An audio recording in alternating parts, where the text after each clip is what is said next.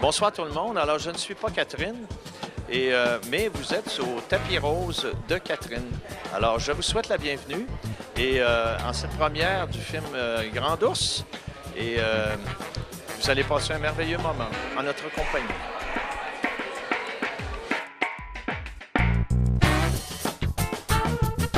Cette semaine, Grand Ours, la clé des possibles, qui est le film directement inspiré de la série télé. On y retrouve le même duo de scénaristes-réalisateurs, soit Frédéric Ouellette et Patrice Sauvé. Alors, pour les fans de Grand Ours, si vous voulez savoir ce que sont devenus Gaston, Biron et Lapointe, bien, regardez ce reportage directement sur le tapis rose de Catherine. Pourquoi un film au lieu d'une troisième série?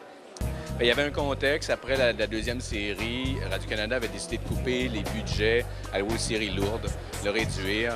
Puis nous, plutôt que diluer un peu ce qu'on avait déjà commencé à faire, on a préféré dire qu'on ne voulait pas continuer, donc on a préféré arrêter les séries.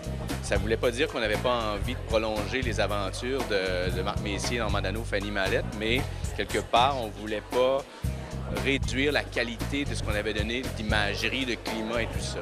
C'est à une infinité d'univers virtuels où se réalisent tous les futurs possibles. Les réflexes reviennent facilement. Quand vous reprenez un personnage, vous reconnaissez. C'est comme mettre un costume et puis tous les réflexes, les traits de caractère du personnage reviennent comme ça. Oui, bien, on a fait beaucoup de répétitions avant le tournage, justement, pour se reprendre. Mais il y a beaucoup de choses qui ont été trouvées quand on a commencé à faire les séries.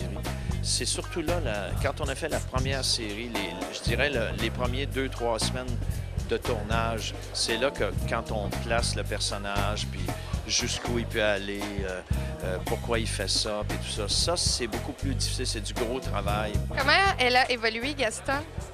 Elle a évolué de diverses façons. À la fin de la deuxième série, on apprenait qu'elle s'était mariée avec Biron, Émile, et qu'il allait s'ouvrir une agence de détectives. Et là, on les reprend quelques années plus tard. Ils sont mariés, ils ont leur agent, ça va bien. Gaston est devenue une femme un peu plus épanouie parce qu'elle est amoureuse et elle est aimée. Et je pense que ça n'y est jamais arrivé dans sa vie d'être aimée comme ça. T'es qui, toi? Gaston Béliveau, détective privé. On bouge plus, la police s'en vient. Biron, en fait, il sert un peu de trait d'union entre le spectateur le plus sceptique assis dans la salle puis le caractère fantastique, de l'univers de Grand Ours. Ça prend quelqu'un comme Biron à qui on réexplique les choses parce qu'il veut pas les admettre ou lui-même fait des récapitulatifs pour restituer les protagonistes dans l'intrigue. Quand vous lisez le scénario, est-ce que vous comprenez tout ce qui se passe? Est-ce que c'est la clé des possibles? Bien, pas à la première lecture, je t'avoue, là. D'autant plus que, comme on parle d'univers parallèle,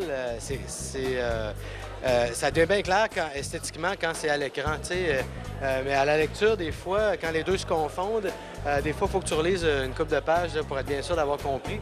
Vous avez dû travailler de deux façons différentes, étant donné qu'il y a deux mondes. Il y a le monde réel, le monde parallèle. Justement, comment vous avez travaillé? Parce qu'il faut vraiment travailler presque deux fois, faire le travail deux fois pendant le film. C'est-à-dire qu'il fallait donc qu'il y ait une clarté immédiate pour le spectateur de comprendre qu'on est dans la réalité et qu'on est dans un monde parallèle.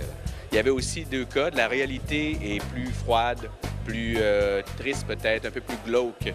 Et le monde parallèle, lui, est festif, bordélique, et beaucoup plus dans la vie. Et donc, c'était assez facile de décider qu'on allait envoyer des palettes de couleurs plus bleutées, plus grises, plus brunes d'un côté, et des rouges, des oranges, des jaunes puissants de l'autre côté. Vous seriez le descendant de la Grande Ours. Bien malgré moi. Pour ce qui est du film Grand Ours, la clé des possibles, eh bien, je n'avais pas vu volontairement les deux séries télévisées, mais j'ai très bien compris le film. C'est divertissant, c'est mystérieux, c'est vraiment intriguant.